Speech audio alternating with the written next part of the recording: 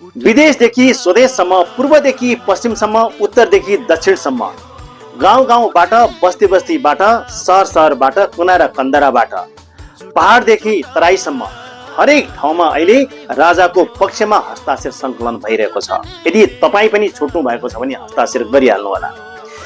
यो किनभने 1 करोड भन्दा बढी हस्ताक्षर सङ्कलन गरेर प्रधानमन्त्रीलाई बुझाउने योजना छ र राजा चाहने जनसङ्ख्या पनि यतिका रहेछन् भनेर प्रधानमन्त्रीको ध्यानाकर्षण गराउने विचार हो यो।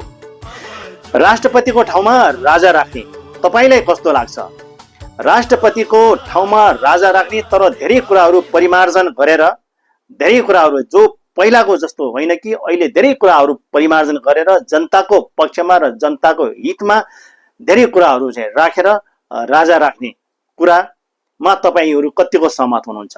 जुनै पार्टीबाट पनि होस्, अहिले एमाले, काङ्ग्रेस, रासपा, राजावादी राप्रपादेखि लिएर हरेक पार्टी, जति पनि पार्टीहरू छन्, ठुला ठुला पार्टीदेखि लिएर साना साना पार्टीहरूदेखि हरेक पार्टीहरू जो राजा चाहने पार्टी, राजा आओस् भन्ने चाहने व्यक्तिले साइनहरू गरिरहेका छन्।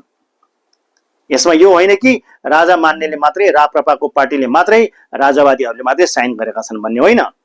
यसमा हरेक पार्टीका मान्छेहरूले साइन गरेका छन्, किनभने हरेक पार्टीमा राजा मान्ने पनि त्यत्तिकै रहेछन्।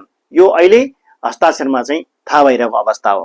त्यसैले दर्शकबिन, तपाईहरू पनि छुट्नु भएको छ भने साइन गर्नुहोला र तपाईलाई राष्ट्रपतिको ठाउँमा राजा राख्दाखेरि कस्तो लाग्छ भनेर तपाईको धारणा कमेन्टमा चाहिँ लेख्नुहोला। Thank you.